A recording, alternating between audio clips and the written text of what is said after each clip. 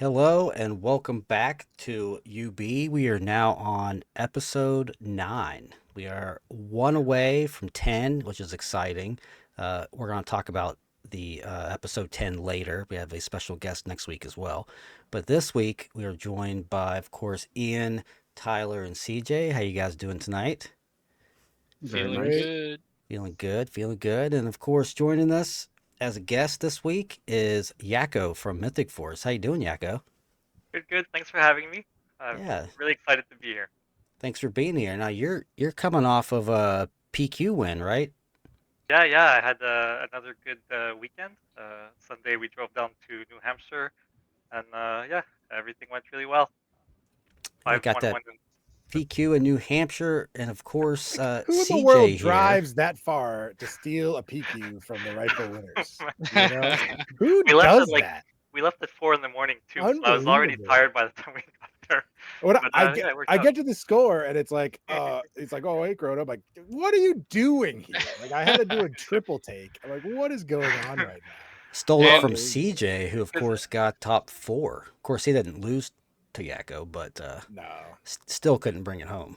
no, still couldn't bring it home. Top 4 And is it's not okay. bad though. Yeah, top four is fine, I guess. I got 6 or like 12 booster packs of mix sets. hey, So don't forget well worth about my those time. 25 leaderboard points, brother. Ooh, I did get some Ooh. leaderboard points. Yeah, That is And I'm a little speaking of jealous. leaderboard points, Yako I think is now technically in second for the Player of the Year second ratings. place. He now has Oh yeah. 200, which is good enough for second place at the moment. I don't know who won the Open, but I don't think that guy's played in any PQs yet, or if he even cares. I don't know who it is, but yeah, 200 is good enough for second right now. Yeah, I wonder what do you guys think will be needed for top 32?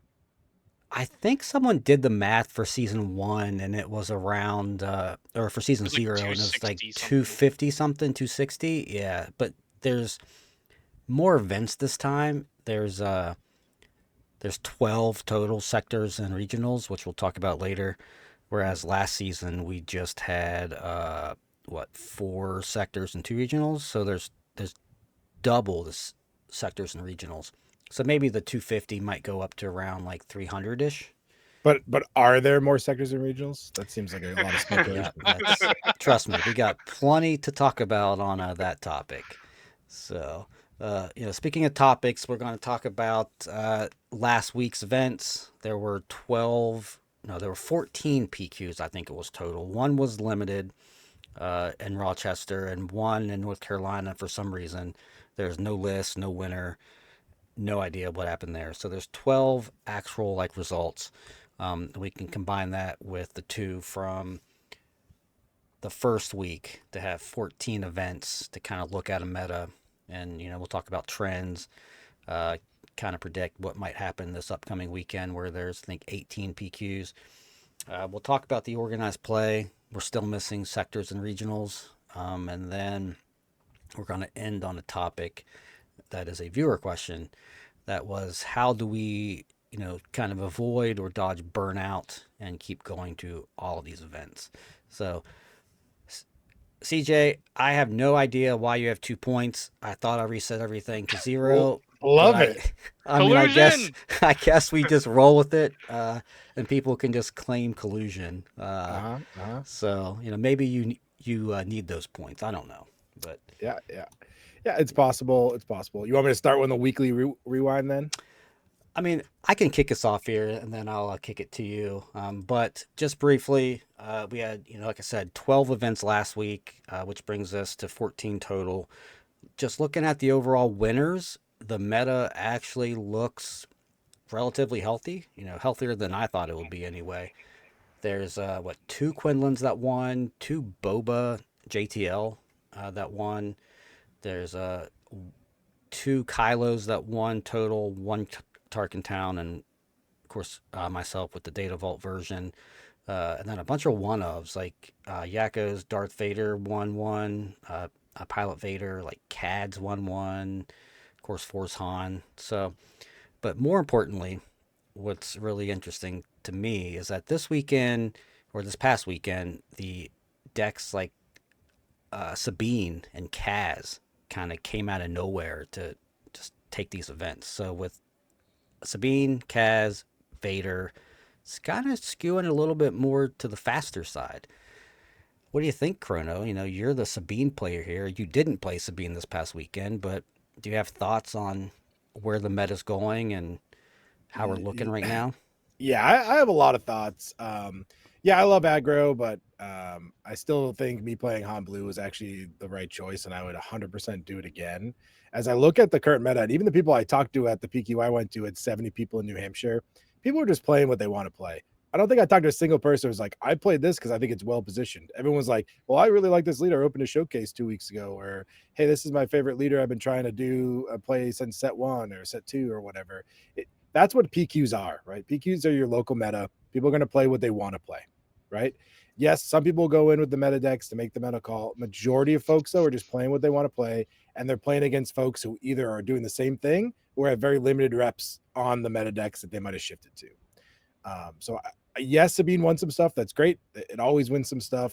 And then I know some other aggro decks did some things that's great and all. We had a lot of aggro decks in New Hampshire too. It's like, it's cool that you can play what you want at the PQs, but I think that's just what they are, right? I don't think you can use it as a true way to define the meta. Yeah, what I do you think think about Galactics was a Sabine snapshot. Tarkentown winning, though? It's not even ECL, it's Sabine Tarkentown.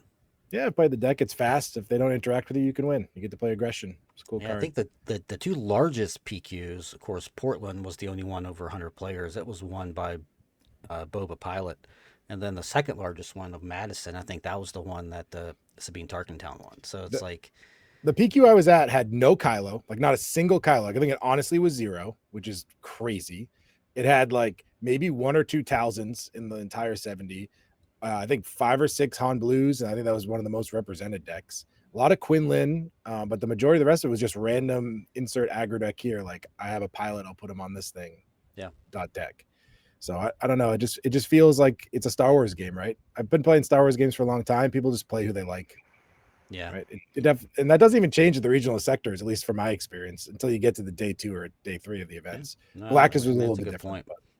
Yako, what do you think about the results from last week? Yeah, I mean, I'm surprised the meta's so wide open. I would have thought that it would converge a little after Worlds. More people would play Talzin, more people would play like Quinlan. Hopefully, more people would have played Vader 4. But yeah, I'm just really surprised that there's just not more Force Throw decks. Not too surprised that not more people are playing Kylo 2 because that's like a harder deck to play, I think. And like people are all panicky about um, Aggrieved, the Aggrieved guy. Um, but yeah, one of the people I drove down with at the PQ was playing Kylo 2. I think he ended up going like 4-3. He was like his second time playing the deck or something. So yeah. When you say Kylo 2, do you mean Kylo from set 2 or the second printed Kylo? No, Kylo from set 2. Yeah, Okay. your list. Or no, sorry, Kylo 5. Yeah, your Okay. list basically. Yeah. Gotcha. Yeah. So, but it was the second time playing. He went 4-3. It did okay. Um, Yeah, I looked at the meta really quickly before, and I think space decks were up to about like 15% of the top eights, which I think is reasonable. I think at Worlds being at around like 5%, 5 to 10% was a bit low considering like most of the decks were just ignoring space. But yeah, that's about it. On that, so if you look at just day 1, which I think is more of an accurate picture of like a local meta, to be honest, like Vader was the second most played deck on day 1. So like space aggro day 1 was everywhere because I think a lot of the more like not necessarily casual because they want to play in the main event at Galactics, which is the most competitive event you could play in, but the people who might not, they didn't grind their way to get that day 2 invite. Those players were probably thinking that that's an easy way to try to combat those force decks, right? You just dodge the ground lane, go space, go fast. I think we all kind of assumed that was going to be one of the strategies to counter the force decks. The real I think the real thing is like we're having multiple things happen at the same time in these like tournaments, which is like multi-level meta adjustments at once. Because last week we saw like kind of the rise of like Iden Data Vault, Kylo Data Vault, like a lot of these Data Vault blue villainy control decks. Those decks still did decently well. Like there was a lot of Iden in top 8s, and I think one of them won. So like that deck's kind of on the rise. I think its natural counter is those space aggro decks anyways, because like Lurking TIE Phantom, especially from Vader, is like a really hard card for them to deal with, especially if you draw like multiple of them, right? So like those type of strategies I think are already good against those. So it was like not only a meta adjustment of maybe after like Galactics was seeing that it wasn't represented that much, and then also the rise of control decks, people wanting to like go and fight those control decks in that way. Maybe that's what it was. But like, I don't know. honest question for you, Ian, though. But do you know a lot of folks at the PQs that can be like, I'm going to play Iden tomorrow because of Dude, something that happened over the weekend? No, like that's not an easy no, deck. no, Like, I agree with you. I think that there's just a weird amount of people who are like, I want to play whatever the best quote unquote control deck is in the meta. And they don't care if it's Iden or if it's Kira or if it's Palp, right? They just if they just want to play control because that's the only thing they play. They don't really care how they build it or how it gets run. They just look at like whatever the best control deck is that could go into the meta, and they just are going to play that list. Yeah. So I think there are people who are doing that. I think the other thing too is like with the Kylo 5 Tarkin Town deck and just Kylo 5 in general, being on the downturn. I think that's just because people are terrified to play into parliamentarians all the time. I don't think it's necessarily that bad. Like even with people running it, like you have both in especially the green versions, but even with the Tarkin Town version, like you have ways to beat it. My teammate Reflex won the PQ in Orlando with Kylo 5 Tarkin Town. We had 2 other Bothans in the top 8 playing Kylo 5 Tarkin Town. Yeah, And there but was like parliamentarians everywhere. not to cut you off, but like let's just take a step back on that though. It's like you guys have been playing this deck for a while, right? You have tons Yeah. of games against, the parliamentarian. You know what to do against it. Like people who just saw it at Worlds and were like, okay, I'm gonna try this deck now. They've maybe played like a dozen games, 2 dozen games, maybe 50. Like I agree with you 100% that it's mostly because we have so much reps on the deck that we're having yeah, success with it. I just meant I wanted to talk about it more as like people who are watching, like, don't get discouraged if you thought the deck was cool and that it's a flash in the pan. Like right. I don't think it's a flash in the pan. I think if you want to stick with the deck and learn the lines and really grind it out, by your 5th PQ this season or however many you're going to, like you'll just get better every time, I think. Yeah, Tyler, what do you think? Following up on both CJ's and Ian's ideas, I do think that our metagame is not going to change. It's going to be probably a couple more weeks of people trying a bunch of random stuff for 2 reasons. One, for the same reason that these 2 just described, in that people are just want to play whatever they want to play. They're just going to play their favorite. It's the local big tournament, whatever. The second reason, we don't have a best deck. Hantu Blue is still quoted as the best deck, but it does not do free wins like Django did, like Han did, like everything did in the past meta. So you can't just take the deck and go, all right, I free win, I'm going to just grind out events. There's no people just have these free win decks. They'll take the deck, they'll go to a tournament, things like Kylo 5 Tarkin Town or Han2 Blue or Talisman. They'll go bring it to a tournament, they'll go 4-3, and then they'll just give up on the deck. And then they'll go to the next thing. You look at any of the SWU competitive hub and you have like 12 different cool new piles of things, and they'll just try something new. They'll just keep going. We're going to swap. Nothing's going to change. I want to say at least until we hit a sectors or regionals. We see anything happen. We see a lot more force throw. And then I can see people be following the curve like, maybe I should do that. Maybe I should just learn how to play the better deck. They'll keep doing something until they find something that works for them, and then they'll change. Otherwise, I imagine that this metagame is going to be entirely open for PQs, and it's no sign of stopping anytime soon. Do you think that there's a chance that people are avoiding decks like Hantu Blue or Talzin because they're worried about a force throw ban in the imminent future, and they don't want to get tied to one of those decks? Yes, if it's a more casual audience, like if you're just trying to have a more simple view on it. I think that if you have a competitive view, say, on the game, you don't care about the bans. I don't think that Force Throw decks, though, are auto win. As we described, Force Throw, you could still fuck up with the card. You could still target your opponent when you're not supposed to, and you lose. And if they don't want to spend the time to learn through it, if they just go and do their testing in a local weekly, go 0-3, be like, this deck's terrible, they're never going to go back to it. Yeah. You know, all of us, we've spent multiple times, multiple games, like the example you were just talking about, Kyle Tarkentown. You know, I remember Frank was posted that if you exclude all the Bothan players and the K2D players that recently played Kyle Tarkentown, the win rates for the deck go so much lower than what it's currently at. And it makes sense. You guys have an immense amount of games on it and know everything about the deck. So, of course, you're going to destroy people. Some guy that's going to bring you for the first time is going to play into a unique scenario in every match because of how unique of a deck it is, and they'll have no idea what they're doing. They won't know what to resource correctly. They won't know what upgrades and stuff they want to prepare for to set up for Kylo. They don't know if they should flip Kylo on 7 or not. And things are just going to crumble. And I don't think every person is going to be like, all right, I lost terribly at this PQ. I'm going to give the deck another run. That's true. No, they're just going to play what they want at that point. Man, I don't know who this Tyler is. You guys know who this Tyler is? It's like those he's- takes are like kind of warm. They were like yeah, I freezing might have to cold. change your thing to takes as hot as a Tatooine's, desert or something. That's but not even a hot take. It's just straightforward. No, I mean I can resonate what you said exactly. I mean, I am known to like switch decks every other event until I find something that I like, and then I play it until it's not good anymore. Like, I played Django forever, but prior to that I played Same. 10 different decks, and it's like same thing with like Ray. Like I played I don't know how many decks last season until I found Ray, and then I just played Ray throughout the season. So I mean, I can't imagine what someone else is like on a more casual level when they see these results. Like, say something like, "Oh, Boba Pilot's doing very well. Let's play this deck for a while." And then, like you said, if they do bad, they're like, "Well, now this past event, Kaz won 2 PQs. Like, let's play Kaz now."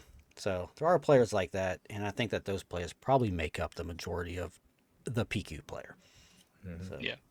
It's interesting when you look at the stats of like just leaders and bases in top 8, because like post Galactics we were all worried about a Force Throw ban because it was like 6 of 8 top 8, over half of the top 32. But then you look at like the top 10 leaders or leader base combos in the top 8 of PQs so far, and it's like 4 out of 10 of them are Force Throw decks. And then when you look at bases, this is the reason I think the Boba Data Vault deck is catching on, is like 30% of the decks are playing Tarkentown. Tarkentown, ECL, like even the Yeah. Force bases are only 28. So Right. So like know. Boba really likes playing against those, smaller health total bases. And so, seeing that rise up is like, I think that's a meta call, not necessarily the power of that deck, because I'm a giant hater of that deck personally. Yeah. So, well, we'll move on to the next topic, which kind of flows right into trends. We did talk about that a little bit, but let's try to predict where this meta is going to go. So we have data for the first two weeks. It's kind of all over the place. Yako, I'll start with you for this one. What do you think the meta is going to look like in week 3 with 18 PQs coming up? I think it's just going to be more of the same. It's going to be all over the place. So people shouldn't really try to, tech for specific metas. Just play what you're comfortable with. And yeah, I don't see it going much anywhere else other than that. It's going to be that way for the whole set, I think. What do you think? Ian, what do you think? I could see some of those space aggro decks getting more popular and seeing maybe like a rise of Hantu Blue, like a resurgence of that. Just in general, like I agree with CJ. It's still extremely well positioned, and I think post Galactics, I think people kind of dropped the deck because it didn't have the showing people expected at Galactics, even though there was still 2 in top 8, which is still really good. I think people were like expecting the Django level threat or Boba level threat didn't see that, so then they were like, oh, we don't have to worry about this deck, and it's just there's going to be good players playing it and they're going to crush. Like, I think that's just always going to be a thing. I think that the Iden decks are a flash in the pan personally. I think that it makes a lot of sense when there's 25% Hantu blue, but the lower percentage that deck goes, the worse that the Iden deck gets. Like, I would just play Kira at that point if there's not a lot of Hantu blue anyways. Like, that's just like a better overall control deck. I think Iden was kind of just there as like a beat up on the more mid-rangey like Kiadi Mundi type decks. Yeah, well, the So Iden Data Vault deck kind of falls in the same bucket as like the Palp decks, right? Like they're just there to pound like all the mid range decks, and it's like yeah, if you ever get queued up into like a Sabine or like a Vader, it's like the match is going to take 10 minutes, and like you're just going to move on to the next round, and it'll just keep doing well as long as you don't play those decks twice. So yeah. And the other one too is like Talzin. Obviously, Betten from Enigma won Galactics with their version of Talzin. It's a great deck. It's really good. It has a terrible control matchup though. So like I think that we haven't been seeing a lot of Talzin dominance post Galactics because those control decks rose up. And maybe that was like the other reason that people were playing those control decks is because they wanted to be good against both the Hantu blue and the Talzin red force. So maybe if the control decks go away, like Talzin comes back as a force to be reckoned with. yeah, and Tyler, what do you think? I see the meta staying the exact same as we have for at least the next more PQs. Segueing to our later topic, for selectors and regionals, whenever we get those, I imagine the first sector is going to have very simple, very all over the place.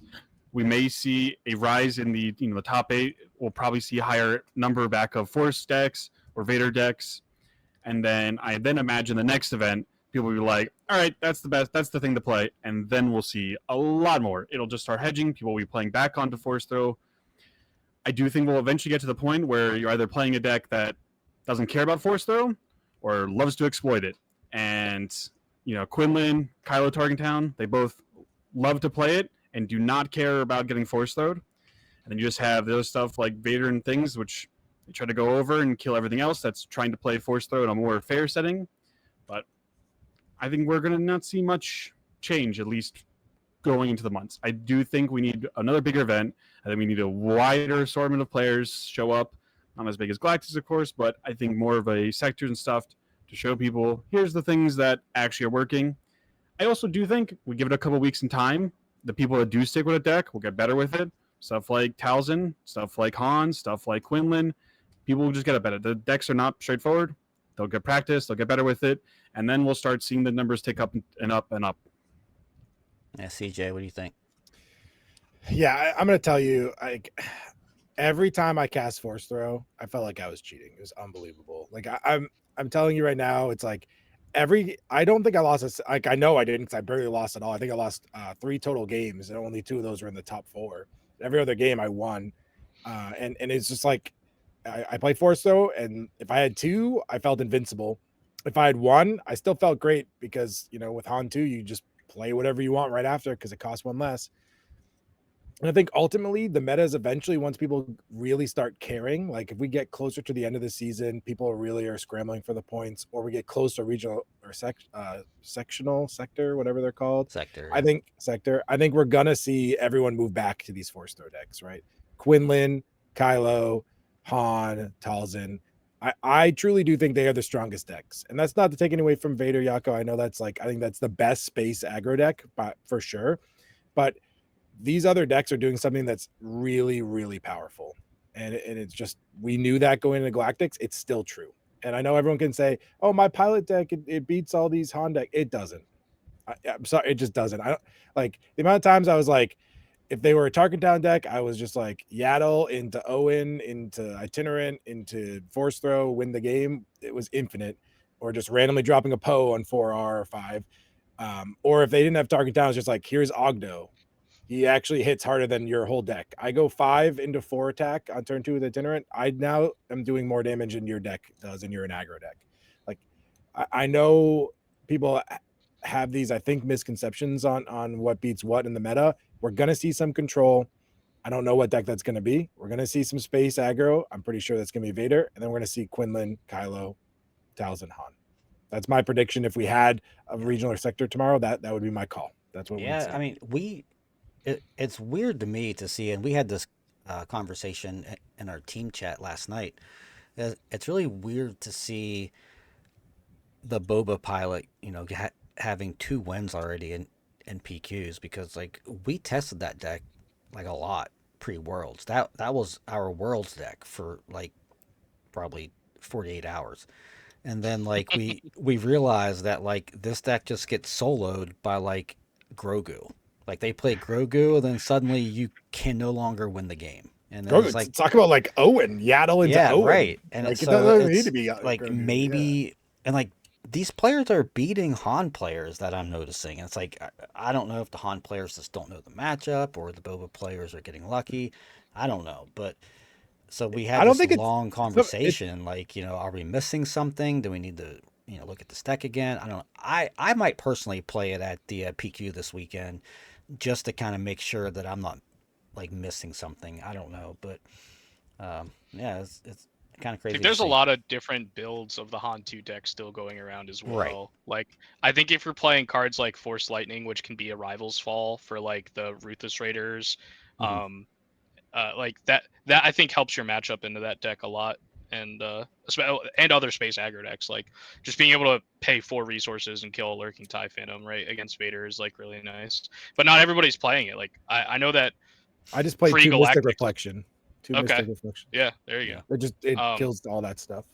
Yeah. So like, yeah, there's ways to build it. You're right, Ian. Like, I think it's just having the right build for what's going on. And also I do think a lot of people still haven't figured out how to even actually play the deck. If I'm be honest with you.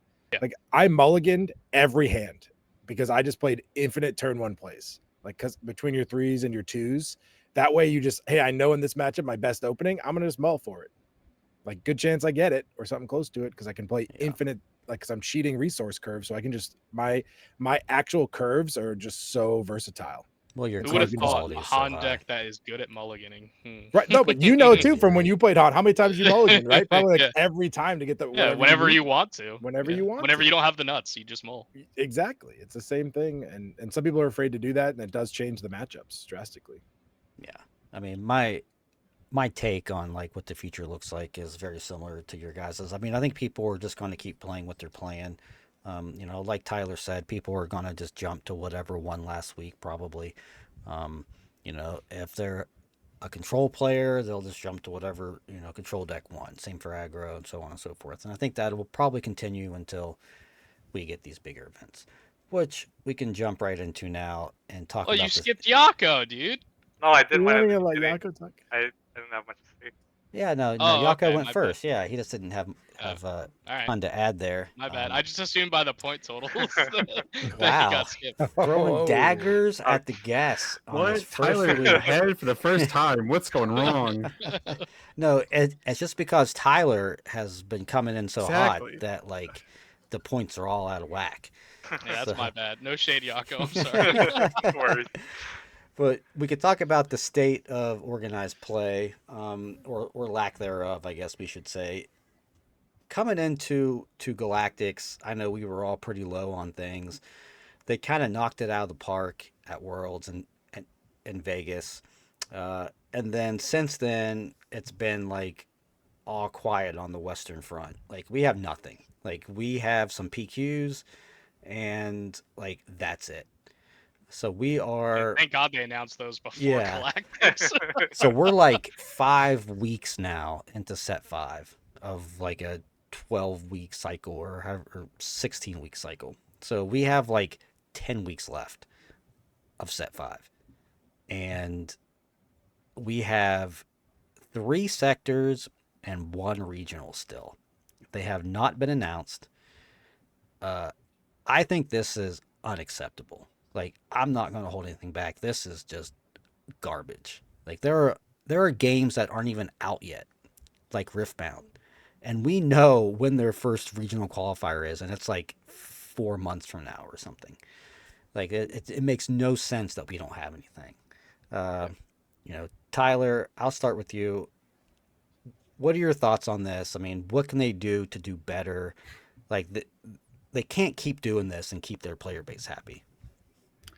I think it's obvious what they can do. Just tell us when the event is. Sure. There's got to be some reason why. There has to be some underlying reason why the event's not there. Maybe these are all just random things. Maybe the event was not. They did great at Galactics, and then they took a look at what they were planning, and it was not up to par. So maybe they tried to shelve it. I think at this rate, I don't think we're getting tournaments this set. I don't know. There's no way. There's no way. The player base of this game is too old. It's too many people in their late 20s, or going into 30s. Man, late 20s And is old. Oof. I'm averaging, all right? You can be the star of the later ones, all right? I'm averaging, okay? I'm pushing the end of 20s. There are still some young people, but it's not like Pokemon. It's Well, not look, like listen. They put out an article like on the last day of Worlds or the day after, and they were like in bold. They were having 3 sectors and 1 regional per set, so it was in bold. So I know the hard if they line. were like all of the sudden now, like, psych, just kidding, there's no tournaments this set. It's like they would just get destroyed. Like that would be worst case scenario. I hate to do this because I got so much good faith from FFG for after this event. Like I was so hyped and so excited. And this is just classic FFG. Like it just classic. And honestly, the excuse I've heard is like, well, everyone's traveling. You post on social media with your phone. Everyone's traveling. What, you need to be at your work desktop that's plugged into Minnesota HQ to send an update? That's You like, weren't traveling at Worlds. right? You were You're there. gonna be. We all travel at work You all could the just time. be like, Doesn't mean stops. like, hey guys, like Jim goes on stage and he's like, hey guys, here's this really cool slideshow. Here's the point system, but we're not going to tell you when or where you can earn these points. Like, and what? to your point, Tyler, like if they did mess up, just say it. Hey, we're really sorry. We goofed a little bit. We will have more communication coming out soon. Like it's that simple. It really is that simple. Yeah, The more you draw it out, the worse it looks, the worse it feels for everyone. And honestly, like to me, I think a big piece of this, and like not to go too much, is like the company might be too big for its own good right now, or too at least disjointed, right? If like you don't have one person in any social media team at all that can post information that you already have, or that you don't have information and you got to wait for an update, right? And I do think you're going to lose players, and not like they're going to quit the game, but like your event that probably could have had close to what we see at Galactics in numbers is going to go right back to 300, 400 people. Just because it's right, just because there's not enough time to get to wherever you scheduled this. Yeah, And I mean, that's at this just point, sad. like the first sector might have 200 players if they're lucky. And like, the worst part about this is you hired a company. I think Star City Games is doing some of these, and now you're basically you're saying, hey, you have less still for the US, yeah.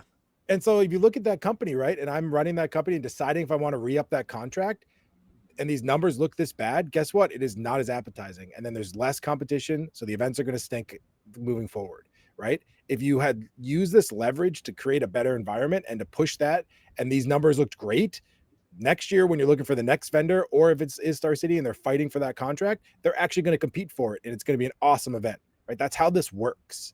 So you need to create that ecosystem, and the idea that we're already dropping the ball and this is season 1, no more season 0 excuse, man. Yeah. And it's really disheartening. Well, at this point, I can't imagine there's any events in September. I mean, maybe at the end of September there might be a sector. I don't know. They have to all be in October, which is like kind of wild to think about.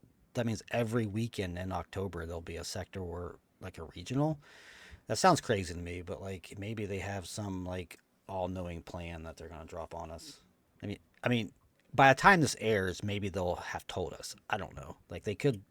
Do we think there's any tomorrow. amount of a chance that they're going to release the schedule and then it's like the schedule for the whole year? Zero chance. Zero chance. Zero chance. Like, You think past this set? There's no way. Zero. Yeah, Absolutely there- zero chance. there I was might like, be well, a- maybe that's why, there might be a like... better chance of Tyler winning the show than that happening. Yeah, like absolute zero. Yeah, chance. genuinely. You got to take some points from Tyler to make Yeah. sure that doesn't happen. Yeah. Yeah. Yako, what do you think? Well, I have a really good story to illustrate the disorganization of competitive play right now. So, a few weeks before Worlds, when they announced the PQs, just a quick geography lesson. So, Quebec is like 4 times the size of California, with a quarter of the population. There's two major cities, Montreal and Quebec City is 3 hours north of Montreal. And so every set so far, like set two had a PQ in Montreal, set three had one in Montreal and in Quebec City, set four had one like in the middle of the two, and set five has a PQ 6 hours north of Montreal, 3 hours north of Quebec City, with the date of Friday, October 31st. Um, it's the first PQ that is not on a weekend. Um, so since FFG has a history of messing up dates and stuff, we emailed the store to find out if the day was correct. The store replied 3 hours later saying they would look into it. As of now, we Well, still they don't didn't have. know immediately if that was correct. As of right now, we still don't know the date for the PQ. And when we went to Worlds, we got like a bunch of people from Quebec together. We were about 30, and we like discussed this amongst ourselves. And the rumor is that the store did not even know they were running a PQ until they got the message asking them to confirm the date. Okay, so when they told us that they were going to confirm the date later, one of our friend group emailed FFG to find out how like the PQs were given out. We were told there was the distributor that gave them out. So one of the store owners from a store in Montreal emailed the distributor to find out how it worked so that they could get on the list or whatever. The distributor told them they had no idea how PQs were given out, but it wasn't them. So like the whole thing is like it's bad, right? That no one knows what's going on. For sure, the PQ is not really scheduled on Friday, and no one knows when it is. And like the And store October didn't even know they were 31st seems like super late too, right? yeah, and it's on Halloween. Yeah, You're it's gonna also have a PQ on Halloween, Halloween. so it's like, Well, you can Most of your dress up. player base has kids, though. Like they're not gonna go to a PQ on Halloween. yeah, Yeah, and then like the other thing with the sectors and regionals and all that, like everyone was so hyped at Worlds. We found out about the points, like the hype was like at maximum level. That was the yeah. perfect time to announce everything. And like I can get okay, maybe things for set six are not ready, maybe set seven they should be, but maybe they're not ready. But how can you not announce set five? Like like you guys have said, we're running out of time. People have to take time off work. They have to plan stuff, hotels, everything. Like We don't you're even know just what the putting pricing foot. is. Yeah, no Yeah, pricing. Like school's starting now. Like, my kids go back to school next week. It's like, so we have to plan, you know, around schools. Like fall is always a really hard time to, travel when we have proper notice. And now we're and going to have like maybe a month. I don't know. It's going to be difficult. and originally they weren't gonna have anything for the first year of the game, right? It's Right. understandable. The game was a lot bigger than they expected. They lost the head of OP like early on in the game, so so presumably they were planning for this season, right? And like they did a good job of scrambling for season zero. But like, what have they been planning then for a year? Because we don't have dates for anything. Like it should have been ready. So Yeah, yeah, and like like what's they going on? they have to have locations and stuff. Like, I mean, you Yeah, have to plan this stuff 6 months in advance at least. So, the fact that we don't have anything, it's like, what's going on? Ian, what do you think? I mean, I think everybody expressed their frustrations, and I'm in the same boat. I mean, the biggest disappointment for me is that I thought we had solved this problem already. Like it seemed like we complained a lot about not having the dates for the originally announced sectors and regionals to the point where it felt like they finally announced them because we complained too much. So like, is that what they want? Do they just want us to scream from the rooftops like, release the list, release it? I'll do that. Like, I'll be annoying about it, but like, I'd rather not. I want to spend my time enjoying the game, not being mad about it. Yeah, especially after it's- Galactics. Like that's the frustrating part for me. It's like I devote a lot of time and energy to this hobby, and I want it to be easy to do, and they're making it frustrating every set. Like, what set will it not be frustrating? Yeah. At this point, I'm just gonna assume every single set is gonna be like this, and that's I just like such a totally sad thing to think. totally agree. Is that like every set is every set going to be like this? Do we have to complain to the head of OP and all these OP people every single set? Like, so the KTOD Discord is probably the most active SWU Discord. I mean, I know it's private, but like it's the most active one. And there's some lurkers in there from the team. And I hate tagging them, but the other day, like I tagged Ron, and like this post, like, hey, this is what people are complaining about. Like, can we do anything about it? And there's plenty of comments after that. I don't know if you saw it, but like these team members are seeing this, so they have to know it's a problem.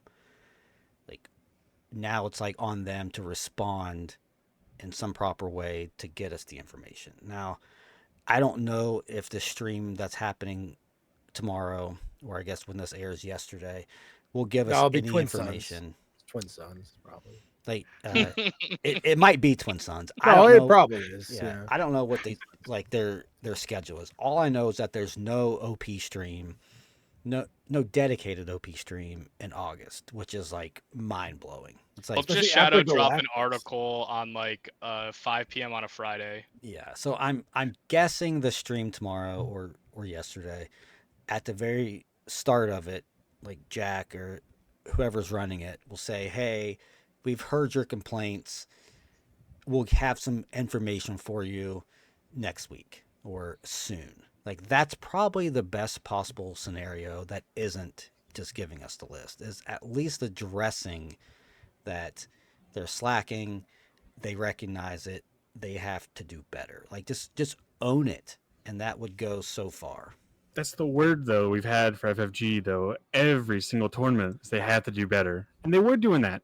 Every sector, every regional, it kept going better, better. Galactics was great, and now we were kind of just sliding right down back that hill of trust.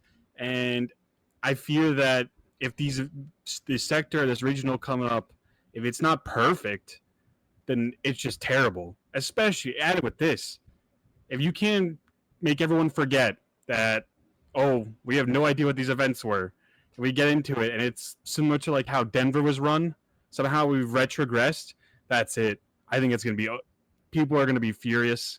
I can imagine people not even bothering to go to the next one. We're on very slippery slope.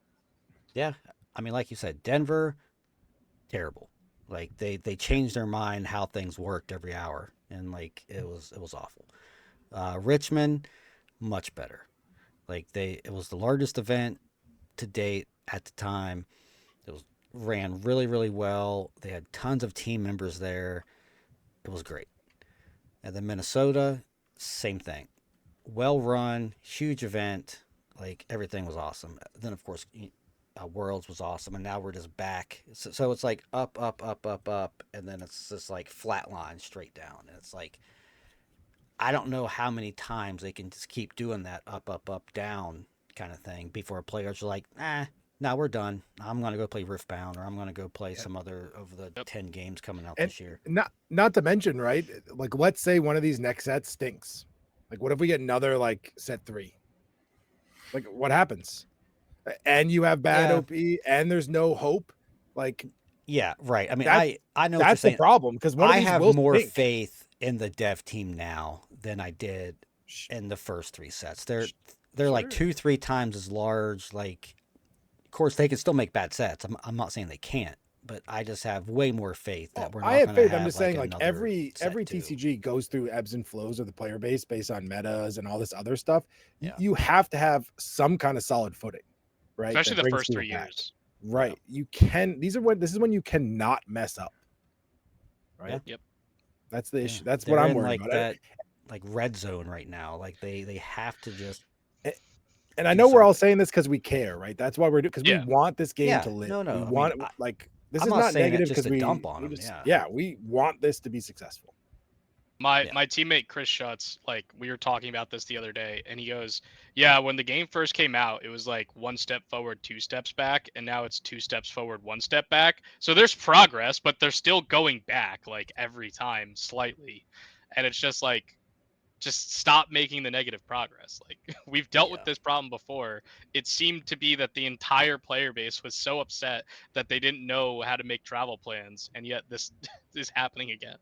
And I know that they have like a lot of like handcuffing and red tape because of Lucasfilm, but like Yeah, but something like this there can't fall on this Lucasfilm, can't right? be, Yeah. yeah, like this is you guys making schedules with like partners and getting dates. Yeah. Like you should have all of those major And dates fleshed Ian, out anyways. and Ian, And if it is red tape, then don't say anything at Galactics. Say like right, coming yeah. soon, Exactly. and then we're not Don't waiting for build your the sectors. hype when you Don't can't build back the it hype up. when you can't back it. Like Exactly. You like can't it do goes that. back to what you said, CJ, earlier, and it's like they have all these big ideas, but it's almost like they're too big for their shoes, right? Like they can't back it up. So hopefully they do better. I have faith they will, but like, of course, I just keep saying that maybe blindly. I don't know at this point, but I'll keep going until they tell me not to, basically, and hopefully that's not anytime soon. So we'll go into the last topic, and that is a viewer question, like I mentioned earlier, and that is about how to avoid burnout. Um, Me personally, I avoid burnout by just not testing that much. My teammates yell at me all the time about it, especially Ophir. Um, so it's pretty easy for me. I love playing the game. I love going to events. But seriously, I just avoid burnout by just not playing several hundred games at a time. Um, I don't know what else to say on that topic, but that's kind of how I do it personally. I play other games, just dabble here and there, like Riftbound and whatever else. So it's kind of refreshing to go back and forth just to see what other games can do. Ian, what do you think? So my big thing with burnout, I don't really get burnout in testing that much because usually it's because I'm excited that I'm testing a lot. And so when I'm excited, I'm not burnt out, right? A lot of me is for me for this game is that I've had a lot of success, so the success makes me want to just keep playing, which is obviously like a privileged position or like it's nice that I have that kind of mentality. But like I know when I was grinding Magic, even if it was mostly just like SEG events that were just like local drive, whatever, I would get burnt out with Magic like way more frequently, and maybe it is because I wasn't as good at the game, and like I would have losses that I felt like weren't my fault, or just getting land screwed and stuff like that. Like those were the things that would like irk me and burn me out of previous card games. Where in this card game, I truly every time I lose, I feel like it's on me. Like I misplayed somehow, and that always makes me want to just get better. So like it's hard for me to burn out in that regard. I think there was like a point where I I wasn't testing as much, and this was like, gosh, I want to say it was like December ish, and so it was like right before set 3 dropped. Um and that was mostly just because Path of Exile 2 came out, and I was really enthralled with Path of Exile 2, so I just didn't care as much about Sue at the time. Uh, but yeah, basically for me, it's like if it's fun to play and I'm doing well, I just want to keep playing. So, Yeah, uh, you made a good point, and it made me think of something. Is that like it's easy for me to set goals and then yeah, try to reach those goals. Like that keeps it kind of refreshing and doesn't really get stale. Like for example, like season 1, now we're in points. It's like, okay, top 32 get XYZ reward.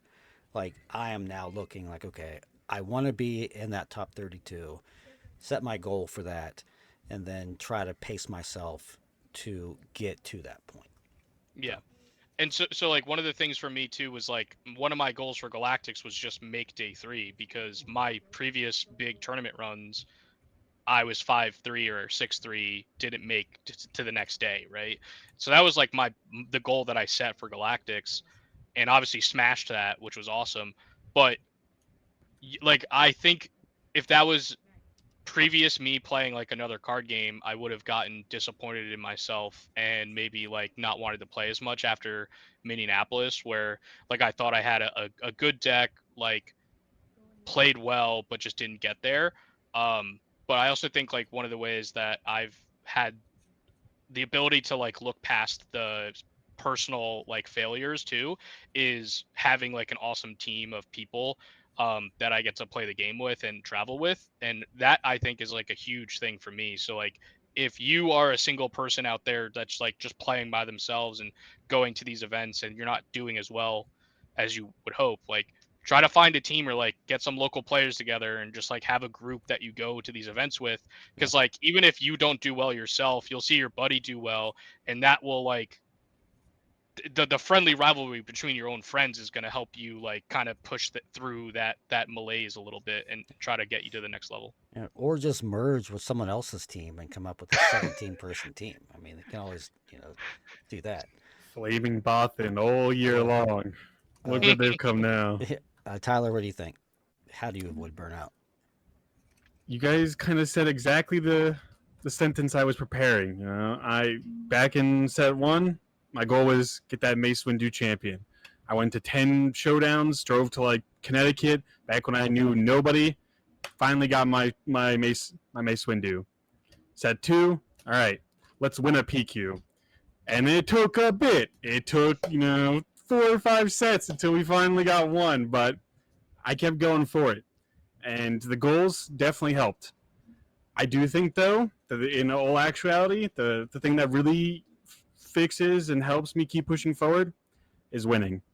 Oh, man, not necessarily just winning an event, doing good at an event, making a top 8. Because you just want to be like, all right, I can make it a little bit higher. I can make it a little bit higher. I can make it a little bit higher. I can keep going. And you just keep going and keep going.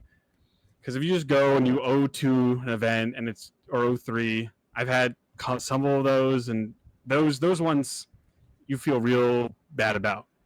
But you go in top 8 event, be like, I could have won it. I could have won it. I'm gonna do the next one easy, and that just keeps stringing and stringing and stringing. Here we go. A year later, I can win the next one. Galactics top 20. I was half a game away from making top 8. I could have did it. Just keeps going and going. So setting goals, yeah, basically. Yeah. Makes sense. CJ?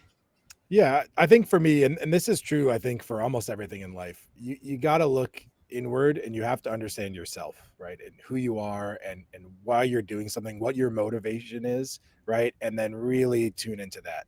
So like for me, I can get really obsessive on things, and I do that. I've always done that in my life on whatever hobby I'm into at the moment. And you just got to, just like we've said, set goals, but know yourself and make sure you're having fun, right? Like this is a game. If you go into this with any mindset other than this is a game, you're going to have burnout, right? In my opinion. And you need to understand in order to set the goals for yourself and what you believe is a good approach to the game, you got to know yourself and understand what motivates you, what drives you, and why you do what you do, right? If I ever find myself coming home after an event and the next day I don't want to sit down and play a round of Star Wars with my 7-year-old, then guess what? I probably should just quit, right? Because I'm just not enjoying it. It's not a hobby anymore. I'm not having fun, right? If it ever becomes a job or something that's putting stress on you to that level, go do something else, right? Like you can choose your hobby, and to me, like maybe you come back later after you're feeling less burnt out. But that's how I've always looked at it. No, I mean that's great. Yako, what about you? Yeah, I'm gonna echo a lot of what CJ said. Like I've been playing TCGs for 23 years now, and I've burned out on most of the TCGs that I played because at some point I was playing just to play and I wasn't enjoying myself. And I think a big part of that is just finding decks that you like playing. Like if testing is a chore, you're not gonna test. You're not gonna do well in events because you're not testing. And like it took me better part of my life to understand that like I should just never play control decks. I don't enjoy it. I'm not gonna have fun. I'm not gonna test. I'm not gonna want to play the game.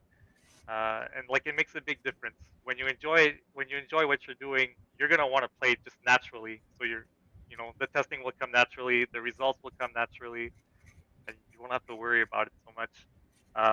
And the other big one is just having people to play with that helps too.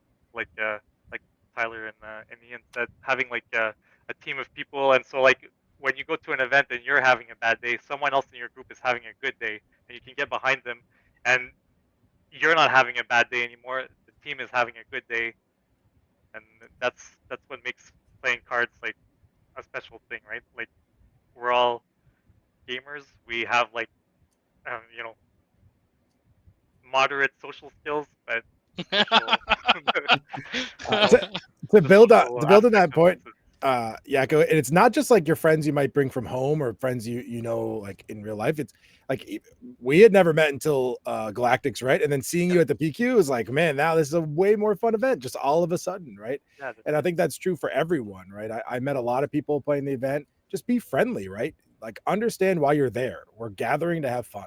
Yeah, And I mean, like be find a have group, fun. right? I mean, Find a like group. we talked about earlier, find a group, find a team. I didn't know CJ. I didn't know And how many romantic Fear. mandates did we go on in Vegas? Right, and now like a year later, we're going on dates in Vegas, right on the canal. Yeah. So like it's great. Like I always enjoy watching my teammates do well.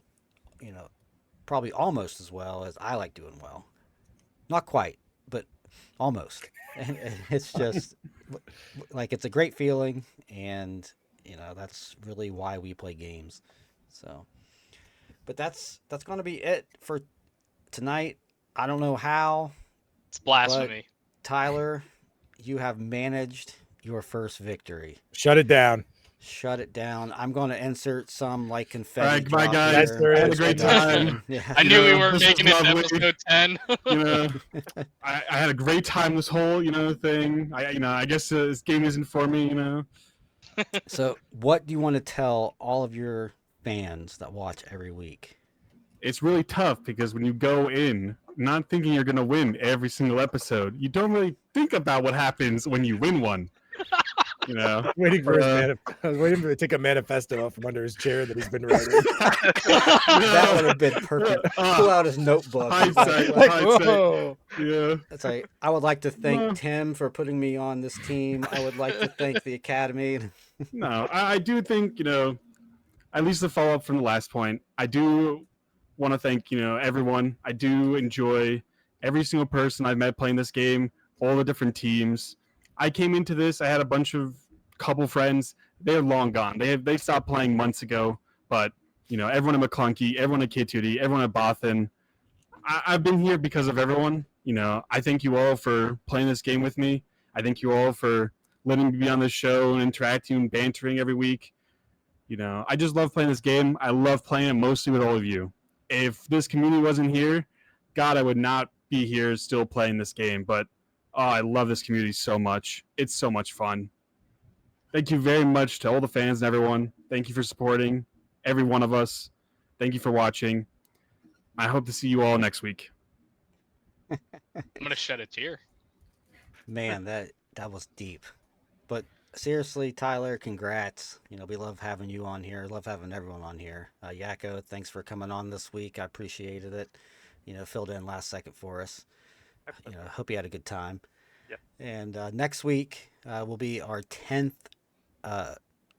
show. So it's amazing that you guys watch every week to make us keep doing these. But next week we're going to have a special guest, assuming I can get these questions screened. But Ryan Miles from the dev team is going to be joining us next week to chat it up and talk about who knows what. We'll have to figure it out. So be sure to tune in for that. And until then, as always, thanks for watching. And Send your hot topics to see Tatta. you- DM him, bother him. Yeah, send me any questions. All right. Thanks, guys. We'll see you. See ya. Bye. Good night.